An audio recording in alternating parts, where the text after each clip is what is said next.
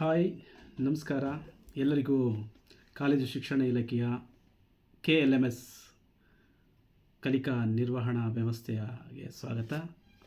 ಇವತ್ತಿನ ತರಗತಿಯಲ್ಲಿ ನಾನು ಪ್ರಥಮ BSc ಕನ್ನಡ ಭಾಷೆ ಘಟಕ 1 ಪ್ರಥಮ ಚತುರ್ಮಾಸ ಹಾಸನ, ಮೈಸೂರು, ಚಾಮರಾಜನಗರ ವಿಶ್ವವಿದ್ಯಾನಿಲಯದ ಅಥವಾ ಮೈಸೂರು ಪ್ರಾದೇಶಿಕ ಜಂಟಿ ನಿರ್ದೇಶಕರ ವಲಯದ ವ್ಯಾಪ್ತಿಗೆ ಬರುವಂತಹ ಪ್ರಥಮ ವರ್ಷದ BSc ಪ್ರಥಮ ಚತುರ್ಮಾಸದ ಎಲ್ಲ ವಿದ್ಯಾರ್ಥಿನಿಯರಿಗೆ ಪುಟ್ಟ ವಿಧವೆ ಅನ್ನುವಂತಹ ಬೇಂದ್ರೆಯವರ ಒಂದು ಕವಿತೆಯನ್ನು ಇಟ್ಟಿದ್ದಾರೆ. ಆ ಕವಿತೆಯ ಬಗ್ಗೆ ಒಂದು ವಿಶ್ಲೇಷಣೆಯನ್ನು ನಾವು ಈಗ ಮಾಡೋಣ. ನಾನು ರಾಮೇಗೌಡ BH, ಸಹ ಪ್ರಾಧ್ಯಾಪಕ, ಮಹಿಳಾ ಸರ್ಕಾರಿ ಪ್ರಥಮ ದರ್ಜೆ ಕಾಲೇಜು, MG ರಸ್ತೆ, ಹಾಸನ. ಮಕ್ಕಳ, ಕಳೆದ ಸೆಷನ್ನಲ್ಲಿ ಅಧಿವೇಶನದಲ್ಲಿ ನಾವು ಬೇಂದ್ರೆಯವರ ಬದುಕು ಮತ್ತು ಬರಹದ ಬಗ್ಗೆ ಸ್ಥೂಲವಾಗಿ ನಾವು ಕಲ್ತ್ಕೊಂಡಿದ್ವಿ. ಈ ಒಂದು ಸೆಷನ್ನಲ್ಲಿ ಬೇಂದ್ರೆಯವರ ಪುಟ್ಟ ವಿಧವೆ ಕವಿತೆಯನ್ನು ವಿಶ್ಲೇಷಣೆ ಮಾಡ್ತಾ ಹೋಗೋಣ ಅಂಥೇಳಿ. ಈ ಒಂದು ಅಧಿವೇಶನದ ಕಲಿಕೆಯ ಉದ್ದೇಶಗಳನ್ನು ಮೊದಲು ನೋಡ್ಕೊಳ್ಳೋಣ. ನವೋದಯ ಸಾಹಿತ್ಯದಲ್ಲಿ ಬೇಂದ್ರೆಯವರ ಸಾಮಾಜಿಕ ಕವಿತೆಗಳ ಬಗ್ಗೆ ಅರಿವು ಮೂಡಿಸಿಕೊಳ್ಳೋದು, ಹಾಗೆಯೇ ದಾರಾ ಬೇಂದ್ರೆಯವರ ಪುಟ್ಟ ವಿಧವೆ ಕವಿತೆಯ ವಸ್ತು ಮತ್ತು ವಿಷಯವನ್ನು ಪರಿಚಯ ಮಾಡಿಸುವುದು, ಹಾಗೆಯೇ ಧರ್ಮ ಮತ್ತು ದೇವರ ಹೆಸರಿನಲ್ಲಿ ನಡೆಯುವಂತಹ ಮೌಢ್ಯ, ಅಂಧಕಾರ ಆಚರಣೆಯ ಬಗ್ಗೆ ಅರಿವು ಮೂಡಿಸುವುದು, ಬಾಲ್ಯ ವಿವಾಹದ ದುಷ್ಪರಿಣಾಮಗಳು ಅವುಗಳನ್ನು ಅರಿತುಕೊಳ್ಳುವಂಥದ್ದು, ಬಾಲ್ಯ ವಿವಾಹ ನಿಷೇಧ ಕಾಯ್ದೆಯ ಬಗ್ಗೆ ಅರಿವು ಮೂಡಿಸಿಕೊಳ್ಳೋದನ್ನು ನಾವು ಈ ಒಂದು ಅಧಿವೇಶನದಲ್ಲಿ ಮಾಡಿಕೊಳ್ಳೋಣ. ಸೊ, ಪುಟ್ಟ ವಿಧವೆ, ಬೇಂದ್ರೆಯವರ ಪುಟ್ಟ ವಿಧವೆ ಕವಿತೆ. ಈ ಪುಟ್ಟ ವಿಧವೆ ಅನ್ನುವಂತಹ ಕವಿತೆಯೇ ಶೀರ್ಷಿಕೆನೇ ಒಂದು ವಿರೋಧಾಭಾಸವಾಗಿರುವಂತಹ ಒಂದು ಶೀರ್ಷಿಕೆ. ಪುಟ್ಟ ಅನ್ನುವಂಥದ್ದು ಚಿಕ್ಕ ಅನ್ನುವಂತಹ ಅರ್ಥವನ್ನು ಕೊಟ್ಟರೆ, ವಿಧವೆ ಅನ್ನುವಂಥದ್ದು ವಯಸ್ಸಾಗಿ ಸಂಸಾರದ ಸುಖವನ್ನು ಅನುಭವಿಸಿ ಕೊನೆಯ ಹೆಣ್ಣು ಮಕ್ಕಳ ಬದುಕಿನ ಕೊನೆಯ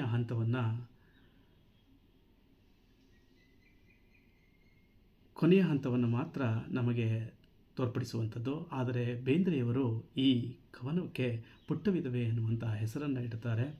ಕವನದಲ್ಲೇ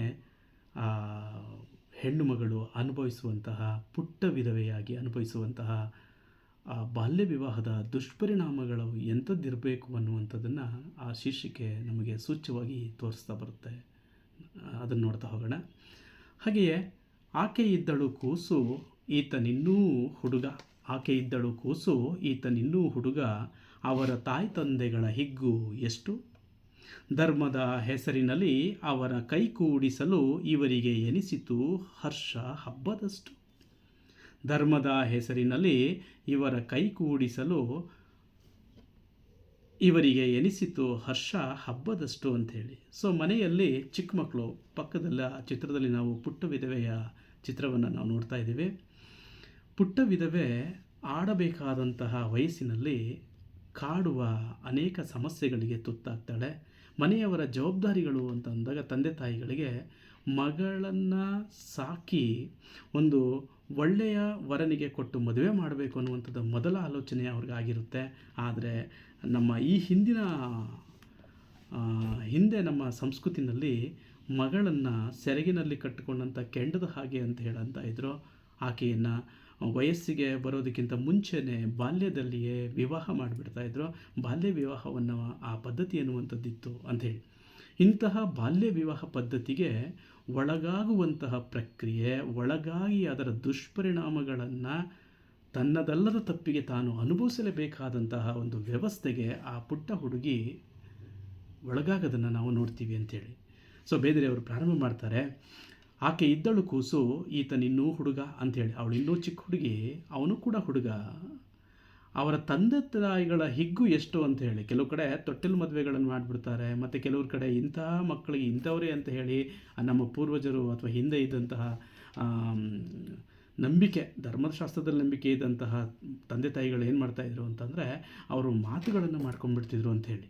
ಇವ್ರನ್ನೇ ಮದುವೆ ಮಾಡಿಕೊಡ್ತೀವಿ ಅಂತ ಹೇಳ್ತೀವಲ್ಲ, ಆ ಥರದ್ದು ಅಂಥೇಳಿ. ಅವ್ರ ಉದ್ದೇಶ ಏನು ಅಂತಂದರೆ, ಮಗಳು ಚೆನ್ನಾಗಿರಬೇಕು ಅನ್ನುವಂಥದ್ದು ಆಯ್ಕೆಯ ಪ್ರಕ್ರಿಯೆಯಲ್ಲಿ. ಆದರೆ ಆ ಮಾಡುವಂಥ ವಯಸ್ಸಿದೆಯಲ್ಲ, ಮಗುವಿಗೆ ಅರಿವಿಗೆ ಬರದೇ ಇರುವಂಥ ವಯಸ್ಸು ಅದು. ಅಂತಹ ವಯಸ್ಸಿನಲ್ಲಿ ಹಿರಿಯರಾದಂಥವರು ಆ ಧರ್ಮದ ಹೆಸರಿನಲ್ಲಿ ಆ ಮಕ್ಕಳನ್ನು ಮದುವೆಯ ಬಂಧನದಲ್ಲಿ ಸೇರಿಸಿಬಿಡ್ತಾರೆ ಅಂತೇಳಿ. ಆಕೆ ಇದ್ದಳು ಕೂಸು, ಈತನಿನ್ನೂ ಹುಡುಗ. ಕೂಸು ಅಂತಂದರೆ ಆ ಚಿಕ್ಕ ಮಗು ಅಂಥೇಳಿ, ಅವನು ಕೂಡ ಹುಡುಗ, 1-2 ವರ್ಷ 3 ವರ್ಷ ದೊಡ್ಡವನಿರಬೇಕಷ್ಟೇ ಅಂಥೇಳಿ. ಅವರನ್ನು ನೋಡಿ ಇವರಿಬ್ಬರಿಗೂ ಮದುವೆ ಮಾಡಿಬಿಟ್ರೆ ಎಷ್ಟು ಚೆನ್ನಾಗಿರ್ತಾರೆ ಅಂತ ಹೇಳಿ ಅವರ ತಾಯಿ ತಂದೆಗಳು ಹಿಗ್ಗನ್ನು, ಸಂತೋಷವನ್ನು ವ್ಯಕ್ತಪಡಿಸ್ತಾರೆ. ಅವ್ರಿಗೆ ಯೋಚನೆ ಬರೋದೇನು ಅಂದರೆ, ಧರ್ಮದ ಹೆಸರಿನಲ್ಲಿ ಮನೆಯವರು ವೈದಿಕರಾಗಿರ್ತಾರೆ, ಧರ್ಮದ ಹೆಸರಿನಲ್ಲಿ ಮಕ್ಕಳಿಗೆ ಮದುವೆ ಮಾಡಬೇಕು ಅಂತ ಹೇಳಿ ಚಿಕ್ಕ ವಯಸ್ಸಿನಲ್ಲೇ ಬಾಲ್ಯ ವಿವಾಹವನ್ನೇ ಅವರು ಮಾಡೋದಕ್ಕೆ ಮುಂದಾಗಿಬಿಡ್ತಾರೆ ಅಂಥೇಳಿ. ಧರ್ಮದ ಹೆಸರಿನಲ್ಲಿ ಅವರ ಕೈ ಕೂಡಿಸಲು ಮಗಳಿಗೆ ಯಾವುದೇ ಇನ್ನೂ ಕೂಡ ಅರಿವು ಇಲ್ಲದೇ ಇರುವಂಥ ವಯಸ್ಸಿನಲ್ಲೇ ಆ ಮಗುವಿಗೆ ಮದುವೆ ಮಾಡುವಂತಹ ಕೆಲಸವನ್ನು ಅವರು ಆಲೋಚನೆಯನ್ನು ಮಾಡಿ ಮದುವೆಯನ್ನು ಮಾಡಿಬಿಡ್ತಾರೆ. ಅವರಿಬ್ಬರನ್ನು ಧರ್ಮದ ಹೆಸರಿನಲ್ಲಿ ಕೈ ಕೊಡಿಸೋದಕ್ಕೆ ಎಷ್ಟು ಹರ್ಷ ಅನಿಸುತ್ತೆ ಅವ್ರಿಗೆ ಅಂತೇಳಿ, ಸಂತೋಷದಿಂದ. ಮುಂದೆ ಈ ಸಂತೋಷ ಹಾಗೆ ಉಳಿಯೋದಿಲ್ಲ, ಅದು ದುಃಖದ ಕಡೆಗೆ ಹೋಗೋದನ್ನು ನಾವು ನೋಡ್ತಾ ಬರ್ತೀವಿ ಅಂಥೇಳಿ. ಸೊ ನೋಡಿ, ಆಕೆ ಇದ್ದಳು ಕೂಸು, ವಿಧವೆ. ನಮ್ಮಲ್ಲಿ ಈಗ 2006 ವಿಧವಾ ಬಾಲ್ಯ ವಿವಾಹ ನಿಷೇಧ ಕಾಯ್ದೆಗಳಿದ್ದಾವೆ. ಈ ಬಾಲ್ಯ ವಿವಾಹವನ್ನು ಆ ಕಾಯ್ದೆಯ ಪ್ರಕಾರ ವರನಿಗೆ 21 ವರ್ಷ, ವಧುವಿಗೆ ಅಂದರೆ ಹುಡುಗಿಗೆ 18 ವರ್ಷ ತುಂಬಿರಬೇಕು ಅಂತ ಹೇಳುತ್ತೆ. ಆದರೆ ನಮ್ಮ ಈ ಒಂದು ಹಿನ್ನೆಲೆಯಲ್ಲಿ, ಸಂಸ್ಕೃತಿ ಹಿನ್ನೆಲೆಯಲ್ಲಿ ಈ ಹಿಂದೆ ಈಗ ಕಾಲ ಬದಲಾವಣೆಯಾಗಿದೆ, ಎಲ್ಲರೂ ಕೂಡ ಯೋಚನೆ ಮಾಡ್ತಿದ್ದಾರೆ. ಹಾಗಾಗಿ ಬಾಲ್ಯ ವಿವಾಹದ ಕಡಿಮೆ. ಆದರೆ ಇತ್ತೀಚೆಗೆ ಬಾಲ್ಯ ವಿವಾಹವನ್ನು ಅಂಕಿಅಂಶಗಳನ್ನು ತಗೊಂಡ್ರೆ 28,000 ಬಾಲ್ಯ ವಿವಾಹಗಳು ನಮ್ಮ ಕರ್ನಾಟಕದಲ್ಲಾಗಿದೆ ಅಂತ ಹೇಳಿ ಮಹಿಳಾ ವೆಬ್ಸೈಟ್ನಲ್ಲಿ ಅದನ್ನು ತೋರಿಸ್ತಾರೆ ಅಂತ ಹೇಳಿ ನಾಗಲಕ್ಷ್ಮಿ ಚೌಧರಿಯವರು ಅದನ್ನು ಕೂಡ ಹೇಳ್ತಾ ಇದ್ರು ಮೊನ್ನೆ. 28,000 ಬಾಲ್ಯ ವಿವಾಹ ಖಂಡಿತ. ಅಂದರೆ ನಮ್ಮ ಸ್ವಹಿತಾಸಕ್ತಿಗೆ ಅನುಗುಣವಾಗಿ ನಾವೇನು ಮಾಡ್ತೀವಿ ಅಂತಂದರೆ, ಒಳ್ಳೆಯ ವರ ಬಂದಿದ್ದಾನೆ ಅಂತನೋ, ಅಥವಾ ಏನು ಮುಂದೆ ಚೆನ್ನಾಗಿರ್ತಾರೆ ಅಂತನೋ, ಇನ್ನು ಬಿಟ್ಟರೆ ಸಿಗಲ್ಲ ಅಂತನೋ, ಅವರ ಅಂದರೆ ತಂದೆ ತಾಯಿಗಳ ಸ್ವಹಿತಾಸಕ್ತಿಗಾಗಿ ಕಡಿಮೆ ವಯಸ್ಸಿನ ಅಥವಾ ಚಿಕ್ಕ ವಯಸ್ಸಿನ ಮಕ್ಕಳನ್ನು ಬಲಿ ಕೊಡುವಂಥ ಒಂದು ವ್ಯವಸ್ಥೆಯನ್ನು ನಾವು ನೋಡ್ತಿದ್ದೀವಿ ಅಂಥೇಳಿ. ಈ ಬಾಲ್ಯ ವಿವಾಹ ನಿಷೇಧವನ್ನು ಮಾಡಿದ್ದಾರೆ. ಆದರೆ ಭಾರತದಲ್ಲಿ ಇಂದೂ ಕೂಡ ಸುಮಾರು 55 ಮಿಲಿಯನ್ ವಿಧವೆಯರಿದ್ದಾರೆ ಅಂತ ಹೇಳ್ತಾರೆ, ವಿಧವೆಯರಿದ್ದಾರೆ ಅಂಥೇಳಿ. ಬಾಲ್ಯ ವಿವಾಹ ನಿಷೇಧ ಕಾಯ್ದೆ ಪ್ರಕಾರ ಹುಡುಗನಿಗೆ 21 ವರ್ಷ ಆಗಿರಬೇಕು, ಹುಡುಗಿಗೆ 18 ವರ್ಷ ಆಗಿರಲೇಬೇಕು ಅಂತ ಹೇಳ್ತಾರೆ.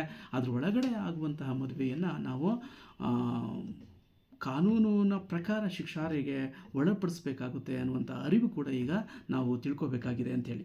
ಆದರೆ ಕೆಲವು ಕುಟುಂಬಗಳಲ್ಲಿ ಏನು ಮಾಡ್ತಿದ್ದಾರೆ ಅಂದರೆ, ಸ್ವಹಿತಾಸಕ್ತಿಯ ಕಾರಣಗಳಿಂದಾಗಿ ಚಿಕ್ಕ ವಯಸ್ಸಿನಲ್ಲಿಯೇ ಬಾಲ್ಯ ವಿವಾಹ ಮಾಡುವಂಥ ಒಂದು ಮತಿಗೇಡಿಗಳು ಕೂಡ ಇರೋದನ್ನು ನಾವು ನೋಡ್ತೀವಿ ಅಂತೇಳಿ.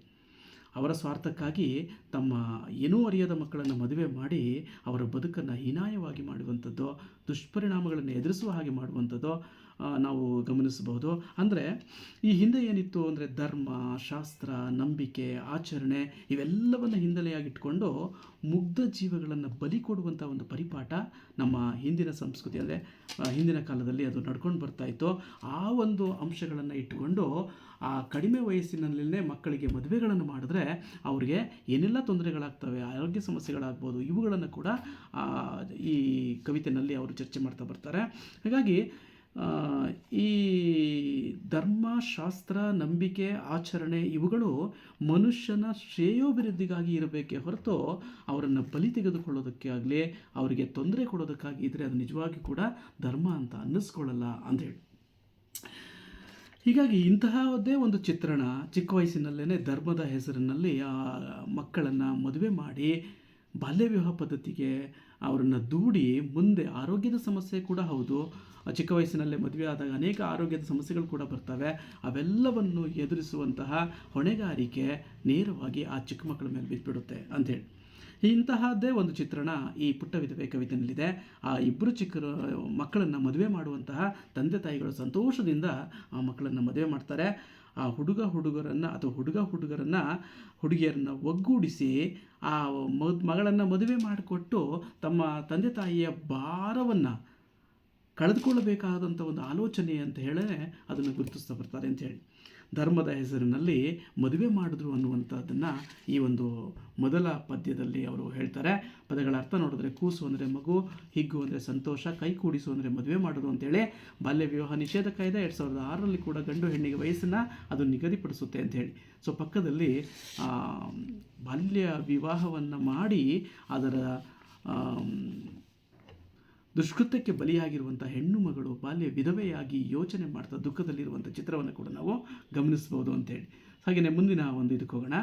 ಈಗ ಬಾಲ್ಯ ವಿವಾಹ ಮಾಡಬೇಕು ಅಥವಾ ಏನೋ ಅವರಿಬ್ಬರನ್ನ ಕೂಡಿಸಿದ್ರೆ ಎಷ್ಟು ಸಂತೋಷ ಆಗುತ್ತೆ ಅಂತ ಹೇಳಿ ನೋಡಿಕೊಂಡಂತಹ ಆ ತಂದೆ ತಾಯಿಗಳು ಆ ಮಕ್ಕಳನ್ನು ಮದುವೆ ಮಾಡಿಬಿಡ್ತಾರೆ. ಮದುವೆ ಮಾಡಿದ ಮೇಲೆ ಆ ಮಗುವಿನ ಮನೆಯಲ್ಲಿ ಓಡಾಡಿಕೊಂಡಿರುವಂಥ ಚಿತ್ರಣವನ್ನು ಕವಿ 2ನೇ ಪದ್ಯದಲ್ಲಿ ಕೊಡ್ತಾರೆ. ಕೊರಳ ಕರಿಮಣಿ, ಗಲ್ಲದ ಅರಿಶಿಣವು, ಮುಗಬಟ್ಟು, ಆಮೇಲೆ ಉದ್ದು ಕುಂಕುಮದ ಅಂದ, ಆ ಪುಟ್ಟ ಮುತ್ತೈದೆ ಪುಟ ಪುಟನೆ ನೆಗೆದಾಡೆ, ಅಷ್ಟೇ ಕಂಡಿತು ಕಣ್ಣಿಗೆಷ್ಟು ಚಂದ. ಕೊರಳ ಕರಿಮಣಿ, ಗಲ್ಲದ ಅರಿಶಿಣ, ಮುಗಬಟ್ಟು, ಆಮೇಲೆ ಉದ್ದದ ಕುಂಕುಮದ ಅಂದ, ಆ ಪುಟ್ಟ ಮುತ್ತೈದೆ ಪುಟ ಪುಟನೆ ಓಡಾಡಿದಾಗ ಎಷ್ಟು ಸಂತೋಷ ಆಗ್ತಾಯಿದೆ ಅಂಥೇಳಿ. ಮುಂದೆ ಬರುವಂತಹ ಆ ದುಃಖವನ್ನು, ಮುಂದೆ ನಡೆಯುವ ಘಟನೆಗಳನ್ನು ಅವರು ಯೋಚನೆ ಮಾಡದೆ ಆ ಮಕ್ಕಳನ್ನು ಮದುವೆ ಮಾಡಿ ಆ ಮಕ್ಕಳು ಮನೆಯಲ್ಲಿ ಎಷ್ಟು ಸಂತೋಷವಾಗಿದ್ದಾರೆ ಅನ್ನೋದನ್ನು ಅವರು ಈ ಒಂದು ಪದ್ಯದಲ್ಲಿ ಆ ತಂದೆ ತಾಯಿಗಳು ಹೇಗೆ ನೋಡ್ತಿದ್ದಾರೆ ಅನ್ನೋದನ್ನು ಅವರು ಗುರುತಿಸ್ತಾರೆ. ಹಾಗೆಯೇ ಪುಟ್ಟ ಮುತ್ತೈದೆ ಆ ಮದುವೆ ಅನ್ನುವಂತಹ ಒಂದು ವ್ಯವಸ್ಥೆಯ ಅರಿವೇ ಇಲ್ಲದೆ ತಂದೆ ತಾಯಿಗಳ ಬಲವಂತಕ್ಕೆ ಆಕೆ ಮದುವೆ ಆಗಿರ್ತಾಳೆ. ಮದುವೆಯ ಒಂದು ಪರಿಕಲ್ಪನೆಯ ಆ ಮಗುವಿಗೆ ಇರೋದಿಲ್ಲ. ಹಾಗಾಗಿ ಅವಳಿಗೆ ಆ ಅರಿವಿಲ್ಲದೆ ಮನೆಯಲ್ಲಿ ಆಟ ಆಡುವ ಕಂದನಿಗೆ ಕಾಡುವ ಕೂಸು ಅಂತ ಹೇಳ್ತೀವಲ್ಲ, ಆ ರೀತಿ ಆಗೋಗ್ಬಿಡುತ್ತೆ ಅಂತೇಳಿ ಆಟವಾಡುವ ಚಿತ್ರಣವನ್ನು ಬೇಂದ್ರೆಯವರು ಕಟ್ಟಿಕೊಡ್ತಾರೆ. ಅದರ ಮದುವೆಯ ಗಾಂಭೀರ್ಯತೆಯನ್ನೇ ಅರಿದೇ ಇರುವಂಥ ವಯಸ್ಸು ಅದು. ಹಾಗಾಗಿ ಆ ಅರಿಯದ ವಯಸ್ಸಿನಲ್ಲಿ ಮದುವೆ ಮಾಡಿ ಅವರ ವಯೋಸಹಜ ಅಂತ ಕರಿತೀವಲ್ಲ, ಆ ತಂದೆ ತಾಯಿಗಳು ಆ ಮಗಳನ್ನು ಮದುವೆ ಮಾಡಿಕೊಟ್ಟು ಅದರಿಂದ ಬಿಡುಗಡೆ ಪಡೆಯುವಂಥ ಆಲೋಚನೆ ಅನ್ನೋದಿದೆಯಲ್ಲ, ಅವುಗಳ ಬಗ್ಗೆ ಬೇಂದ್ರೆಯವರು ಇಲ್ಲಿ ಪ್ರಶ್ನೆ ಮಾಡ್ತಾರೆ ಅಂತೇಳಿ. ನಾವು ಮದುವೆ ಮಾಡಿಕೊಡುವಾಗ ಮಕ್ಕಳಿಗೆ ಒಳ್ಳೆಯದಾಗಲಿ ಅನ್ನುವಂಥ ಕಾರಣದಿಂದ ನಾವು ಮದುವೆ ಮಾಡಿ ಅವರನ್ನು ಕಳಿಸ್ಬೇಕು ಅಂಥೇಳಿ. ಇಲ್ಲಿ ಅರಿಯದ ವಯಸ್ಸಿನಲ್ಲಿ ಮದುವೆ ಮಾಡಿದಾಗ ಆ ಮಗು ಮನೆಯಲ್ಲೆಲ್ಲ ಆಟ ಆಡ್ತಾ ಇದೆ, ಓಡಾಡ್ತಾ ಇದೆ, ಸುತ್ತಾಡ್ತಾ ಇದೆ. ಹಾಗೆ ಆ ಪುಟ್ಟ ಮಗು ಸಹಜ ಆಟ ಕ್ರಿಯೆಗಳಲ್ಲಿ ಅದು ತೊಡಗಿದೆ ಅಂಥೇಳಿ. ತಂದೆ ತಾಯಿಗಳಿಗೆ ನೋಡೋದಕ್ಕೆ ಆ ಆಟವನ್ನು ತುಂಬ ಹಿಗ್ಗು ಅನಿಸಿದೆ ಅಂಥೇಳಿ. ಪುಟ ಪುಟನೆ ಓಡಾಡ್ತಿದ್ದಾವೆ, ಜೊತೆಯಲ್ಲಿ ಓಡಾಡ್ತಿದ್ದಾವೆ, ಎಷ್ಟು ಕಣ್ಣಿಗೆ ಹಬ್ಬ ಅನ್ನಿಸ್ತಾ ಇದೆ, ಚಂದ ಅನ್ನಿಸ್ತಾ ಇದೆ ಅಂತ ಹೇಳಿ ಆ ಆನಂದ ನೋಡಿ ಸಂತೃಪ್ತರಾಗ್ತಿರ್ತಾರೆ ಅಂತೇಳಿ. ಇಲ್ಲ, ಅವ್ರಿಗೆ ಗೊತ್ತಿಲ್ಲ ಮುಂದೆ ಆ ಬಾಲ್ಯ ವಿವಾಹದ ದುಷ್ಪರಿಣಾಮಗಳು ಏನಾಗ್ತವೆ ಅಂತೇಳಿ. ಆದರೆ ಈ ಆನಂದ ಅನ್ನೋದಿದೆಯಲ್ಲ, ಇದು ತುಂಬ ದಿನಗಳ ಕಾಲ ಉಳಿಯೋದಿಲ್ಲ ಅಂಥೇಳಿ ಎಂಬ ಅರಿವು ಅವ್ರಿಗೂ ಕೂಡ ಇರೋದಿಲ್ಲ ಅಂಥೇಳಿ. ಹಾಗಾಗಿನೇ ಪುಟ್ಟ ವಿಧವೆಯನ್ನು ಮದುವೆ ಮಾಡಿಸಿರುವಂತಹ ಚಿತ್ರವನ್ನು ನಾನು ಇಲ್ಲಿ ಕಾಲ್ಪನಿಕ ಚಿತ್ರವನ್ನು ಹಾಕಿದ್ದೀನಿ. ಪದಗಳ ಅರ್ಥವನ್ನು ನೋಡೋಣ. ಕರಿಮಣಿ ಅಂದರೆ ಮಾಂಗಲ್ಯ ಸರ, ಗಲ್ಲ ಅಂದರೆ ಕೆನ್ನೆ. ಸೊ ಇನ್ನು ಅರಿಶಿಣ, ಮುಗಬಟ್ಟು, ಉದ್ದ ಕುಂಕುಮದ ನಾಮ ಇವೆಲ್ಲವೂ ಕೂಡ ಮದುವೆಯಾದ ಗೃಹಿಣಿಗೆ, ಮುತ್ತೈದೆಯಾದಂಥವರು ಅನುಸರಿಸುವಂತಹ ಒಂದು ಸಂಪ್ರದಾಯದ ಅಂದ ಅವುಗಳು ಅಂಥೇಳಿ, ಅಲಂಕಾರಗಳು ಅಂತೇಳಿ ಅನ್ಕೋಬೋದು. ಹಾಗೆಯೇ ಮುಂದಕ್ಕೆ ಹೋಗೋಣ. ಆಕೆಯೇ ದೊಡ್ಡವಳಾಗಿ, ಈಗ ಅವರು ಮದುವೆ ಆದಮೇಲೆ ಸ್ವಲ್ಪ ದಿನಗಳಾದ ಮೇಲೆ ಆಕೆ ವಯಸ್ಸಿಗೆ ಬರ್ತಾಳೆ. ವಯಸ್ಸಿಗೆ ಬರೋದಕ್ಕಿಂತ ಮುಂಚೆನೇ ಅವ್ರಿಗೆ ಮದುವೆ ಆಗಿರುವಂತಹ ವಿಚಾರವನ್ನು ಬೇಂದ್ರೆಯವರು ಆರಂಭದಲ್ಲಿ ತರ್ತಾ ಬರ್ತಾರೆ ಅಂತೇಳಿ. ಆಕೆ ದೊಡ್ಡವಳಾಗ್ತಾಳೆ, ವಯಸ್ಸಿಗೆ ಬರ್ತಾಳೆ. ಈತ ಚಿಕ್ಕವನಿದ್ದು, ಅವನು ಕೂಡ ಅಂತ ಏನು ವಯಸ್ಸಿಗೆ ಬಂದವನು ಅಂತಲ್ಲ, ಶೋಭನವ ಮಾಡಿದ್ದು ಊರಿಗಾಟ. ಹಾಗಾಗಿ ಕಾಲಾನಂತರದಲ್ಲಿ ಮದುವೆಯಾಗಿ ಒಂದು ವರ್ಷ ಸ್ವಲ್ಪ ಬಂದಂತಹ ಸಂದರ್ಭದಲ್ಲಿ ಆ ಗಂಡ ಹೆಂಡತಿಯರನ್ನು ಸಂಪ್ರದಾಯದಂತೆ ಒಂದು ಮಾಡುವಂತಹ ಪ್ರಕ್ರಿಯೆ ಮಾಡಿಸ್ತಾರೆ. ಪ್ರಸ್ತುತ ಪ್ರಕ್ರಿಯೆ ಅದು ಕೂಡ ಧರ್ಮದ ಹೆಸರಿನಲ್ಲಿ, ಸಂಪ್ರದಾಯದ ಹೆಸರಿನಲ್ಲಿ, ಆಚರಣೆಯ ಹೆಸರಿನಲ್ಲಿ ಎಲ್ಲ ಸೇರಿ ಅದನ್ನು ಆಚರಣೆ ಮಾಡಿಸ್ತಾರೆ ಅಂತೇಳಿ. ಹೀಗೆ ಸಂಪ್ರದಾಯದಂತೆ ಒಂದು ಮಾಡುವಂಥ ಪ್ರಕ್ರಿಯೆ ಜರುಗುತ್ತೆ. ಆ ಪ್ರಕ್ರಿಯೆ ಆದಮೇಲೆ ಆ ಗಂಡನಿಗೆ ಅಥವಾ ಹುಡುಗನಿಗೆ, ಪೆಚ್ಚು ಮೋರೆಯ ಅಳಿಯನಿಗೆ ಆ ಪ್ರಸ್ತುತ ಊಟ ಕೂಡ ಸಿಹಿ ಕಡಿಮೆ ಸಿಹಿ ಅನಿಸುತ್ತೆ ಅಂತೇಳಿ. ಅದರ ಅರಿವೇ ಇಲ್ಲದಂತಹ ಆ ಒಂದು ಮುಗ್ಧ ಬಾಲಕ, ತಿಳುವಳಿಕೆ ಇಲ್ಲದೆ ಇರುವಂತಹ ವಯಸ್ಸಿನಲ್ಲಿ ಆ ಶೋಭನವ ಮಾಡಿದ್ದು, ಇವುಗಳೆಲ್ಲವೂ ಕೂಡ ಬೇಂದ್ರೆಯವರು ಆ ಕವಿತೆಯಲ್ಲಿ ಸೂಚ್ಯವಾಗಿ ಅದನ್ನು ಹೇಳ್ತಾ ಬರ್ತಾರೆ ಅಂತೇಳಿ. ಹೀಗಾಗಿ ಪೆಚ್ಚುಮೋರೆ ಅಳಿಯನಿಗೆ ಇದೂ ಕೂಡ ಕಡಿಮೆ ಸಿಹಿ ಎನಿಸುತ್ತದೆ, ಆತ ಕೂಡ ಮಂಕಾಗಿರ್ತಾನೆ ಅಂಥೇಳಿ. ಆಕೆ ದೊಡ್ಡವಳಾಗಿ ಈತ ಚಿಕ್ಕವನಿದ್ದು ಶೋಭನವ ಮಾಡಿದ್ದು ಊರಿಗಾಟ, ಪೆಚ್ಚು ಮೋರೆಯ ಅಳಿಯ ದೇವರ ಇದಿರಿನಲ್ಲಿ ಜನಕ್ಕೆ ಕಡಿಮೆ ಸಿಹಿ ಎನಿಸುತ್ತೆ ಪ್ರಸ್ತುತೂಟ ಅಂತೇಳಿ.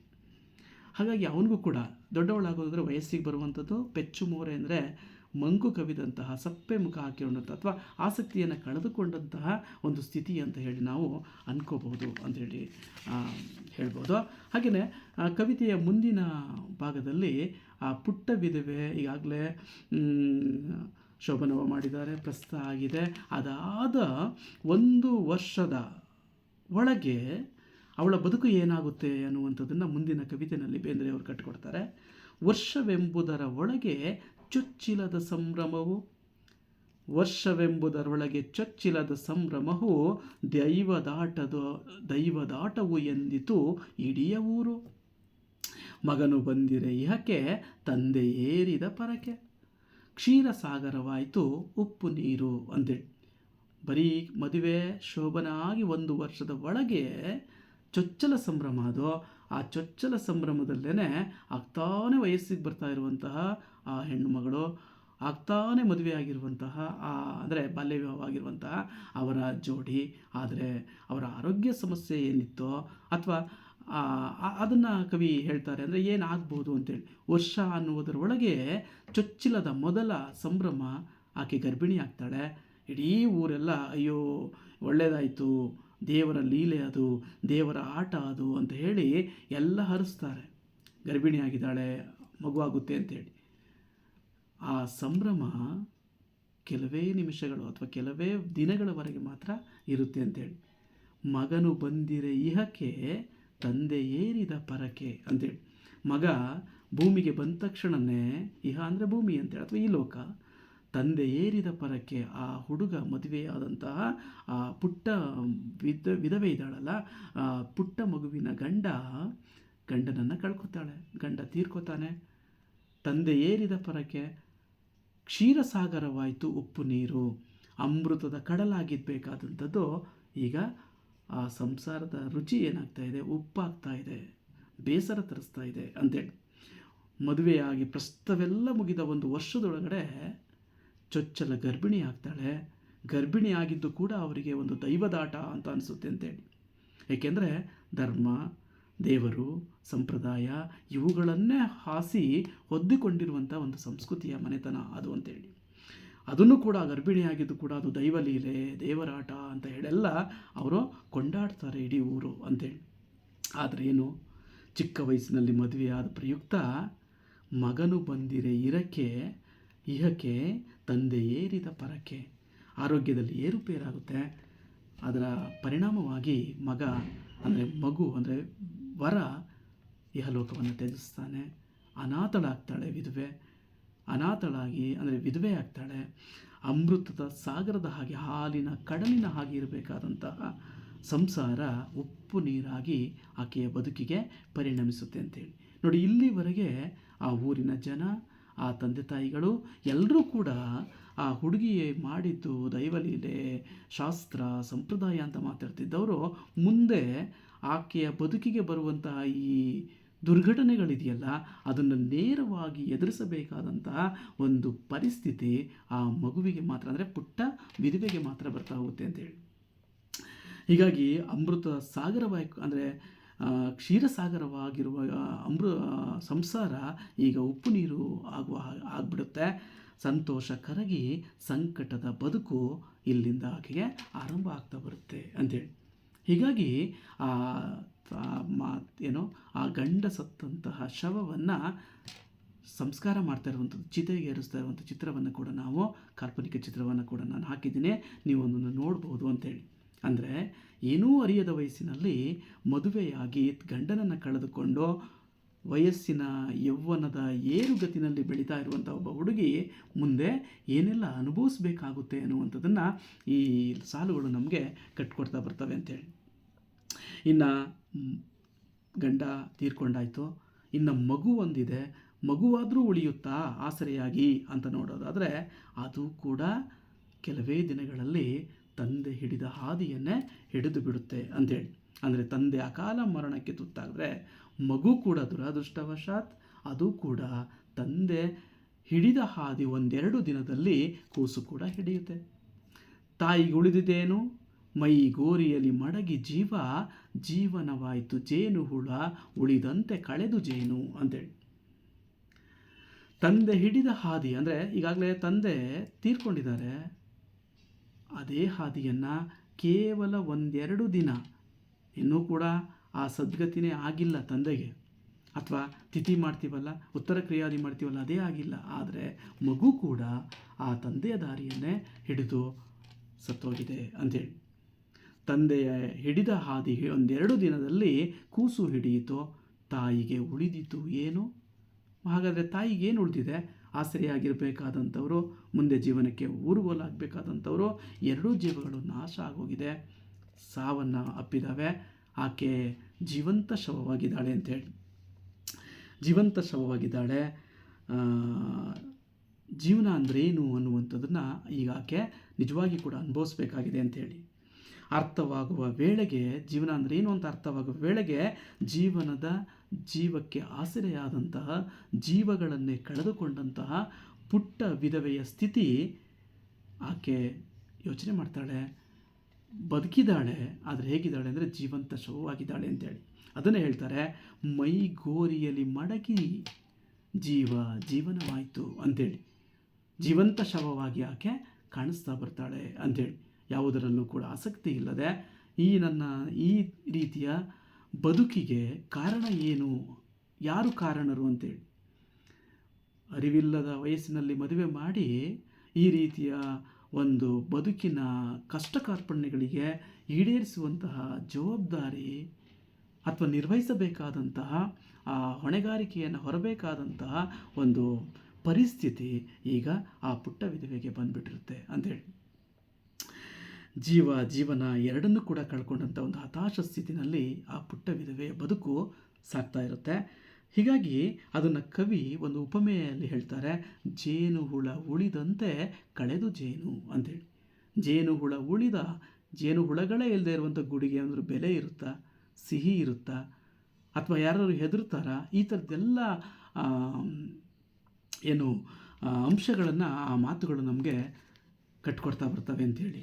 ಜೇನು ಹುಳ ಇದ್ದಾಗ ಅದರ ಹತ್ತಿರ ಹೋಗೋದಕ್ಕೆ ಭಯಪಡ್ತಾರೆ, ಸಿಹಿಯಾಗಿರುತ್ತೆ, ಹಾಗೆಯೇ ಕ್ಷೇಮ ಎಲ್ಲವೂ ಇರ್ತವೆ, ಸೆಕ್ಯೂರಿಟಿ ಇರುತ್ತೆ, ಎಲ್ಲ ಇರುತ್ತೆ. ಆದರೆ ಜೇನು ಹುಳಗಳೇ ಇಲ್ಲದೆ ಇರುವಂಥ ಖಾಲಿಗೂಡು ಸ್ಮಶಾನದಲ್ಲಿ ಇರುವಂತಹ ಒಂದು ಬದುಕಿಗೆ ಸಮಾನವಾಗಿರುತ್ತೆ ಅನ್ನೋದನ್ನು ಬೇಂದ್ರೆಯವರು ಈ ಮಾತುಗಳಲ್ಲಿ ಅದನ್ನು ಹೇಳ್ತಾರೆ ಅಂತೇಳಿ. ಹಾದಿ ಅಂದರೆ ದಾರಿ ಅಂಥೇಳಿ, ಮಡಗಿ ಅಂದರೆ ಇಡೋದು ಅಂಥೇಳಿ. ತಂದೆ ಹಿಡಿದ ಹಾದಿಯನ್ನು ಮಗ ಕೂಡ ಒಂದೆರಡು ದಿನದಲ್ಲಿ, ಅಂದರೆ ಕೂಸು ಕೂಡ ಸತ್ತೋಗ್ಬಿಡುತ್ತೆ. ತಾಯಿ ಏನು ಉಳಿತಾರೆ? ಮೈ ಗೋರಿಯಲ್ಲಿ ಮಡಗಿ ಜೀವಂತ ಶವವಾಗಿ ಬದುಕಬೇಕಾದಂಥ ಒಂದು ಚಿತ್ರಣವನ್ನು ಕವಿತೆಯಲ್ಲಿ ನಮಗೆ ಕಟ್ಟಿಕೊಡ್ತಾ ಬರುತ್ತೆ ಅಂತೇಳಿ. ಆದರೆ ತಾನು ಮಾಡದ ತಪ್ಪಿಗೆ ಈ ಶಿಕ್ಷೆಗಳನ್ನು ಅನುಭವಿಸಬೇಕಾದಂತಹ ಅನಿವಾರ್ಯತೆ ಆ ಪುಟ್ಟ ವಿಧವೆಗೆ ಬಂದಿದ್ದು ವಿಪರ್ಯಾಸವೇ ಸೇರಿ ಅಂತೇಳಿ. ನೀವು ಚಿತ್ರದಲ್ಲಿ ಆ ಮಗುವನ್ನು ಕಳೆದುಕೊಂಡಿರುವಂತಹ ಒಂದು ಕಾಲ್ಪನಿಕ ಚಿತ್ರವನ್ನು ನಾನು ಹಾಕಿದ್ದೀನಿ. ಅದರ ತೀವ್ರತೆ ಅನುಭವಿಸಿದವ್ರಿಗಷ್ಟೇ ಗೊತ್ತಾಗುತ್ತೆ.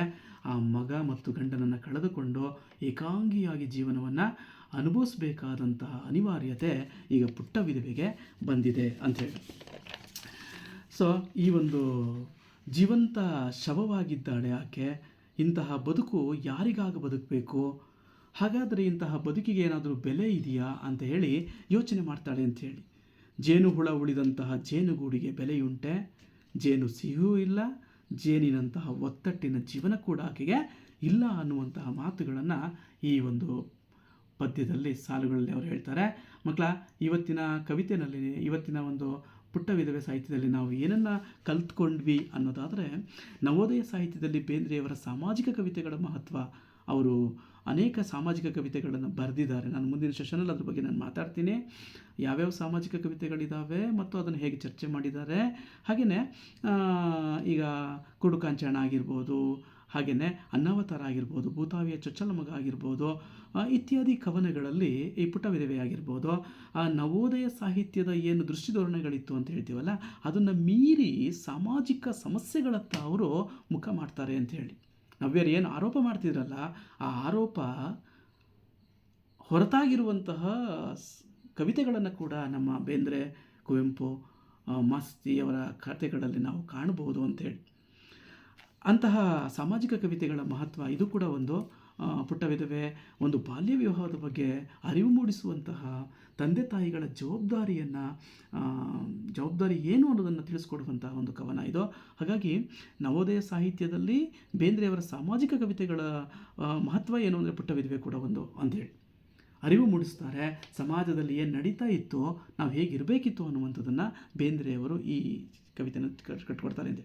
ದಾರಾ ಬೇಂದ್ರೆಯವರ ಪುಟ್ಟ ವಿಧವೆ ಕವಿತೆಯ ವಸ್ತುವನ್ನು ಕೆಲವು ಪದ್ಯಗಳಲ್ಲಿ ತಿಳ್ಕೊಂಡಿದ್ವಿ. ಮುಂದಿನ ಅಧಿವೇಶನದಲ್ಲಿ ನಾನು ಉಳಿದ ಪದ್ಯದ ಭಾಗವನ್ನು ನಿಮಗೆ ಹೇಳ್ಕೊಡ್ತೀನಿ.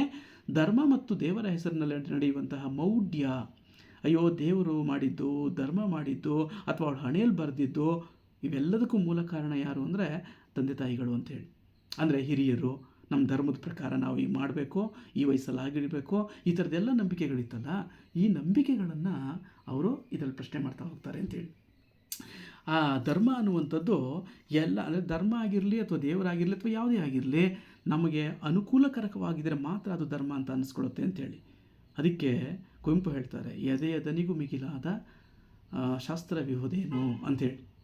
ಹೀಗೆ ಮುಂದಿನ ತರಗತಿಯಲ್ಲಿ ನಾನು ಅದ್ರ ಬಗ್ಗೆ ನಾನು ಮಾತಾಡ್ತೀನಿ, ನೋಡೋಣ. ಅಲ್ಲೇ ಧರ್ಮ ಮತ್ತು ದೇವರ ಹೆಸರಿನಲ್ಲಿ ನಡೆಯುವಂತಹ ಒಂದು ಮೌಢ್ಯ ಅನ್ನೋದು ಎಷ್ಟು ಮಟ್ಟಿಗೆ ಇತ್ತು ಅನ್ನೋದನ್ನು, ಅದರ ಪರಿಣಾಮವಾಗಿ ಪುಟ್ಟ ವಿಧವೆ ಹೇಗಾದ್ಲು ಅನ್ನೋದನ್ನು ನಾವು ಈ ಕವಿತೆಗಳನ್ನು ನೋಡ್ಕೊಂಡ್ವಿ.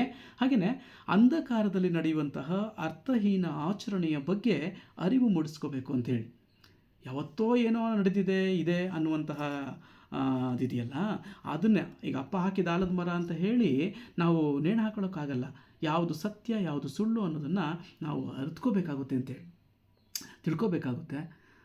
ಯಾವುದು ಒಳ್ಳೆಯದು ಬದುಕಿಗೆ ಅದನ್ನಷ್ಟೇ ನಾವು ಅದನ್ನು ಅನುಸರಣೆ ಮಾಡಬೇಕಾಗುತ್ತೆ ಅಂತೇಳಿ. ಅಂಧ ಅನುಕರಣೆ ಅದು ನಿಜವಾಗಿ ಕೂಡ ಅದು ತಪ್ಪು ಅನ್ನೋದನ್ನು ಹೇಳ್ತಾ ಬರುತ್ತೆ ಅಂತೇಳಿ. ಹೀಗಾಗಿ ಅಂಧಕಾರದಲ್ಲಿ ನಡೆಯುವ ಅರ್ಥಹೀನ ಆಚರಣೆ ಬಗ್ಗೆ ಅರಿವು ಮೂಡಿಸಿ ಅದನ್ನು ಪ್ರಶ್ನಿಸುವ, ಸರಿಯಿಲ್ಲ ಅಂದರೆ ಅದನ್ನು ವಿರೋಧಿಸುವ, ಅದರ ಬಗ್ಗೆ ನಮಗೆ ಜಾಗೃತಿ ಮೂಡಿಸುವಂತಹ ಒಂದು ಕಲಿಕೆ ಆಗಬೇಕು ಅಂತೇಳಿ. ಸಮಾಜದಲ್ಲಿ ಜಾಗೃತಿ ಬರಬೇಕು ಅಂತಂದರೆ ದೇವರ ಹೆಸರಿನಲ್ಲಿ ನಡೆಯುವಂತಹ ಅನರ್ಥವಾಗಿರುವಂಥ ಅರ್ಥಹೀನ ಆಚರಣೆಗಳು ಅನ್ನೋದಿದೆಯಲ್ಲ, ಹಬ್ಬ, ಬಲಿ ಅಥವಾ ಇನ್ನೂ ಇತರ ಕ್ರೂರ ಆಚರಣೆಗಳಿದ್ದಾವಲ್ಲ, ಇವುಗಳ ಬಗ್ಗೆ ನಮಗೆ ಸ್ಪಷ್ಟ ಅರಿವಿರಬೇಕು ಅನ್ನುವಂಥದ್ದನ್ನು ನಾವು ಕಂಡ್ಕೋಬೇಕು. ಹಾಗಾಗಿ ಅದನ್ನು ವಿರೋಧಿಸಬೇಕು, ಮತ್ತು ಸಾಧ್ಯವಾದರೆ ಪ್ರಶ್ನೆ ಮಾಡಬೇಕು ಅಂತೇಳಿ, ಯಾಕೆ ಹೀಗೆ ಇರುತ್ತೆ ಅಂತೇಳಿ. ಯಾಕೆಂದರೆ ಧರ್ಮ ಅನ್ನುವಂಥದ್ದು, ದೇವರು ಅನ್ನುವಂಥದ್ದು, ಸಂಪ್ರದಾಯ ಅನ್ನುವಂಥದ್ದು ಒಂದು ನಂಬಿಕೆ ಆಗಿದ್ದರೆ ಆ ನಂಬಿಕೆ ಎಲ್ಲರಿಗೂ ಕೂಡ ಒಳ್ಳೆಯದಾಗುವಂತಹ ನಂಬಿಕೆ ಆಗಬೇಕು ಅಂಥೇಳಿ. ಬಾಲ್ಯ ವಿವಾಹದ ದುಷ್ಪರಿಣಾಮಗಳು ಮತ್ತು ಬಾಲ್ಯ ವಿವಾಹದ ನಿಷೇಧ ಕಾಯ್ದೆ ಬಗ್ಗೆ ನಾವು ಸುಲಭವಾಗಿ ಅದನ್ನು ತಿಳ್ಕೊಂಡು ಅರಿವು ಮೂಡಿಸ್ಕೊಂಡ್ವಿ ಅಂಥೇಳಿ. ಹಾಗೆಯೇ ವಸ್ತುನಿಷ್ಠ ಮಾದರಿ ಪ್ರಶ್ನೆಗಳನ್ನು ನೋಡುವಾಗ ಈ ಒಂದು ಅಧಿವೇಶನಕ್ಕೆ ಸಂಬಂಧಪಟ್ಟ ಹಾಗೆ ಒಂದು 4-5 ಪ್ರಶ್ನೆಗಳನ್ನು ಕೇಳಿದ್ದೀನಿ. ಪುಟ್ಟ ವಿಧವೆ ಕವಿತೆಯನ್ನು ಬರೆದವರು ಯಾರು ಅಂತ ಹೇಳಿ ಪ್ರಶ್ನೆಗಳು ಬರ್ಬೋದು. 4 ಆಯ್ಕೆಯ ಉತ್ತರಗಳು ಬರ್ತವೆ ವಸ್ತುನಿಷ್ಠ ಮಾದರಿ ಪ್ರಶ್ನೆಯಲ್ಲಿ. ನಿಮಗೆ ಕಾಂಪಿಟೇಟಿವ್ ಎಕ್ಸಾಮ್ಗಳಲ್ಲಿ ಕೂಡ ಈ ಥರದ ಪ್ರಶ್ನೆಗಳನ್ನು ಕೇಳ್ತಾರೆ. ಆ ಕುವೆಂಪು, ಆ ಪೋತಿನ, ಈ ದರಾ ಬೇಂದ್ರೆ, ಹಾಗೆಯೇ KS ನ ಅಂತ ಕೊಟ್ಟಿದ್ದೀವಿ. ಇಲ್ಲಿ ಉತ್ತರ ಈ ದರಾ ಬೇಂದ್ರೆ ಅವರು ಬರೆದಿರೋದ್ರಿಂದ ಅದನ್ನು ಗುರುತಿಸಬೇಕು ಅಂಥೇಳಿ. ಮಗು ಜನಿಸಿದಾಗ ತಂದೆಗೆ ಏನಾಯಿತು ಅಂತ ಕೇಳಿದ್ದಾರೆ. ಮಗು ಜನಿಸಿದಾಗ ಆ ತಂದೆಗೆ ಅವನು ಸತ್ತೋಗ್ತಾನೆ. ನಿಮ್ಗೆ ಗೊತ್ತಿದೆ, ಅದನ್ನು ನಾನು ಹೇಳಿದ್ದೀನಿ. 4 ಆಯ್ಕೆಗಳನ್ನು ಕೊಟ್ಟಿದ್ದಾರೆ. ಸಂತೋಷವಾಯಿತು, ಕೋಪ ಬಂದಿತ್ತು, ಮರಣ ಹೊಂದಿದ, ಬೇಸರವಾಯಿತು ಅಂಥೇಳಿ. ಮಗು ಹುಟ್ಟಿದ 4 ದಿನಗಳಲ್ಲಿ ಆ ತಂದೆ ಕೂಡ, ಅಂದರೆ ತಂದೆ ಸತ್ತ 4 ದಿನಗಳಲ್ಲಿ ಆ ಮಗು ಕೂಡ ತೀರ್ಕೊಂಡ್ಬಿಡುತ್ತೆ ಅಂತೇಳಿ. ಹಾಗಾಗಿ ಮಗು ಜನಿಸಿದಾಗ ತಂದೆಗೆ ಏನಾಯಿತು ಅಂತ ಕೇಳಿದಾಗ ಅವನು ಕೂಡ ಮರಣ ಹೊಂದಿರ್ತಾನೆ, ಅದು ಬೇಸರ ಕೂಡ ಆಗಿರುತ್ತೆ ಅಂಥೇಳಿ. ಹಾಗಾಗಿ ಅವನು ಮರಣ ಹೊಂದಿರ್ತಾನೆ ಅಂತೇಳಿ. ಮಗು ಹುಟ್ಟಿದ ತಕ್ಷಣ, ಅಂದರೆ ಮಗನು ಬಂದಿರ ಇಹಕ್ಕೆ ತಂದೆ ಏರಿದ ಪರಕ್ಕೆ ಅಂತ ಹೇಳ್ತವಲ್ಲ, ಹಾಗಾಗಿ ಅವನು ಕೂಡ ಮರಣ ಹೊಂತಾನೆ ಅನ್ನುವಂಥದ್ದನ್ನು ನೀವು ಗುರುತಿಸಬೇಕು ಅಂತೇಳಿ. ಪುಟ್ಟ ವಿಧವೆ ಕವನದ ವಸ್ತು ಯಾವುದು ಅಂತ ಕೇಳ್ತಾರೆ.